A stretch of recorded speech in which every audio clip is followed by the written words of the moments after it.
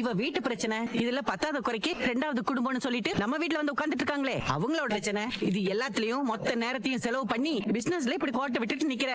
இன்னைக்கு என்னாச்சுன்னு பாத்தியா? உன்னோட கன்ஸ்ட்ரக்ஷன் வாசல்ல நின்னு மக்கள் நியூஸ் சேனலுக்கு பேட்டி கொடுத்துட்டு இருக்காங்க. கொடுத்த பணத்தை திருப்பி கொடுன்னு கோஷம் போட்டுக்கிட்டு இருக்காங்கடா. இதெல்லாம் யாராலன்னு நினைக்கிற? இவளாலேயே இவ குடும்பத்தாலேயும் தானே. வருஷம் மட்டும் அட்ஜஸ்ட் பண்ணி கொடி, அதுக்குள்ள உன்னை நான் அங்க இருந்து கூட்டிட்டு வந்துடுறேன். போமா, இப்படிதான் நீ சொல்லுவ. அடுத்த வருஷம் 10th நீ நல்லா படிக்கணும், அதனால ஹாஸ்டல்ல இருந்தே படின்னு சொல்லுவ. நர்மதா, எங்களுக்கும் நீ எங்க கூட இருக்கணும் தாண்டி ஆசை. கொஞ்ச நாள் மட்டும் பொறுத்துக்க.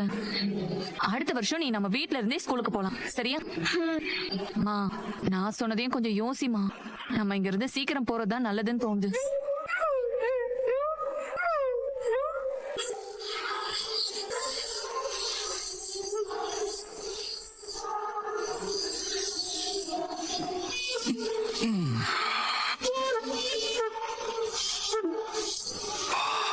என்னாச்சு? கொஞ்சம் அமைதியா இருங்க ப்ளீஸ்.